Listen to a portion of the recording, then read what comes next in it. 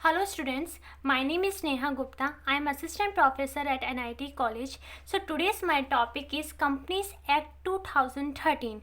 Companies Act 2013 को पहले companies act 1956 के नाम से जाना जाता था, लेकिन कंपनीज एक्ट 1956 में कुछ वीकनेस के कारण कंपनीज एक्ट 1956 को हटा दिया गया और उसकी जगह कंपनीज एक्ट 2013 को लाया गया।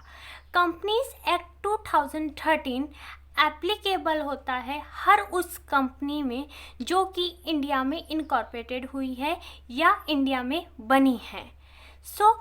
उसी कंपनीज में इस एक्ट के रूल्स एंड रेगुलेशंस फॉलो होंगे। So let's begin with the definition of the Companies Act 2013.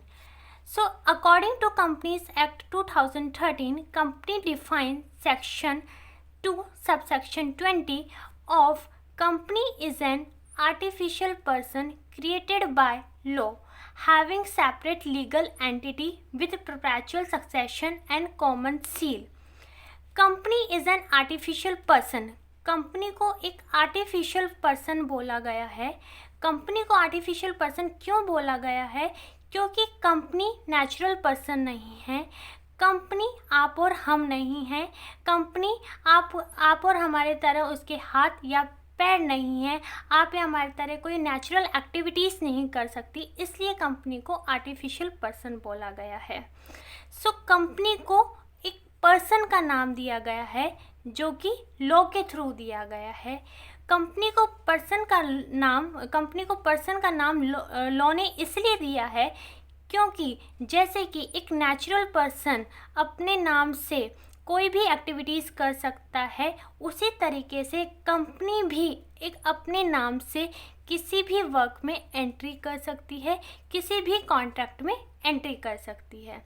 इसलिए company is a artificial person having separate legal entity. Separate legal entity means company की आइडेंटिटी कंपनी के member से अलग होती है।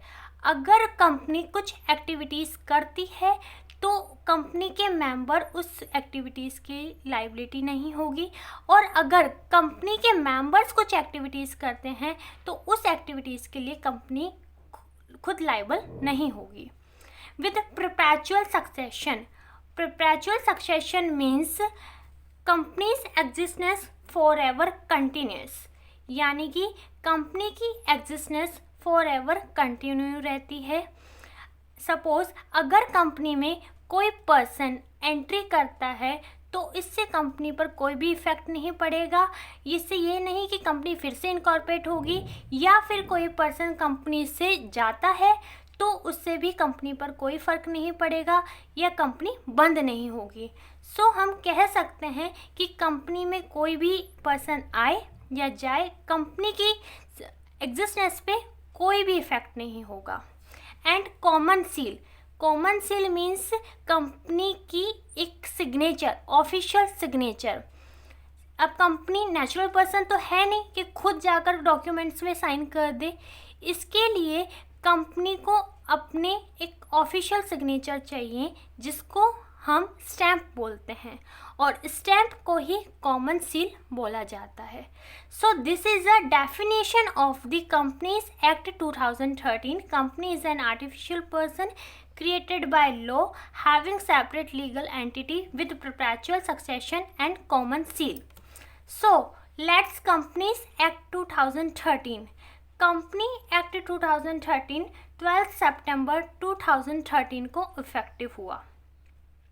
अब हम बात करते हैं स्ट्रक्चर ऑफ कंपनीज एक्ट 2013 की।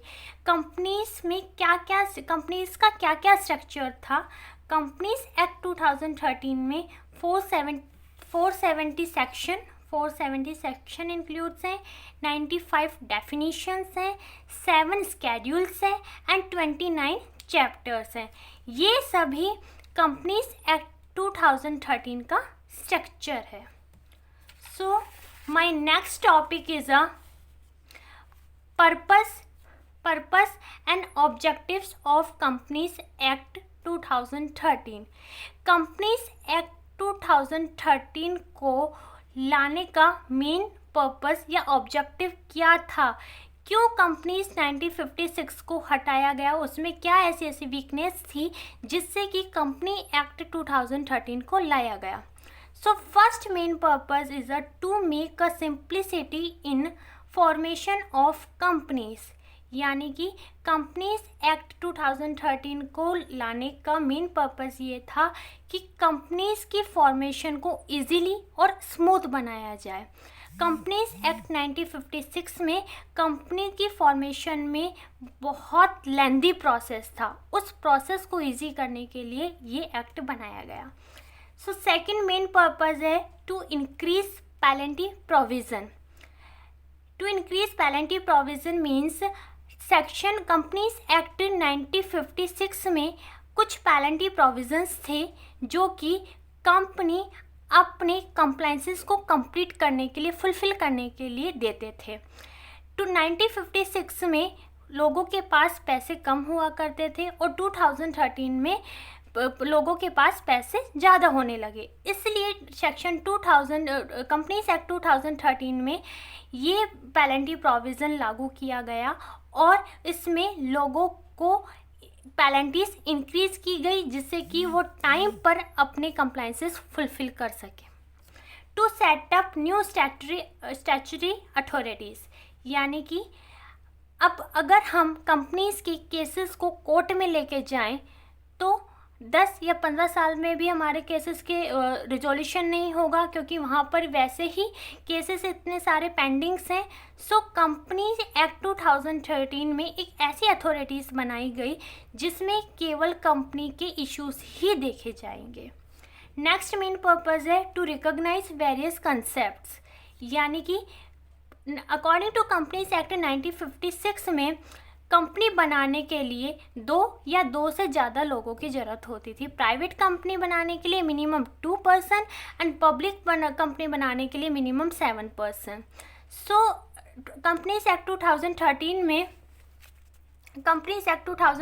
में यह रूल्स लागू किया गया कि 1 पर्सन भी कंपनी फॉर्म कर सकता है, जिसको 1 पर्सन कंपनी कहा जाता है। नेक्स्ट मेन पर्पस है to encourage high standard to corporate governor, यानी कंपनी को गवर्न करने के लिए एक हाई स्टैंडर्ड सेट किया गया जिसमें कंपनीज टाइम पर अपने कंप्लायंसेस फुलफिल कर सकें और फ्रॉड कंपनीज में एंट्री ना कर सके। So this is all about the companies act 2013 and thank you so much.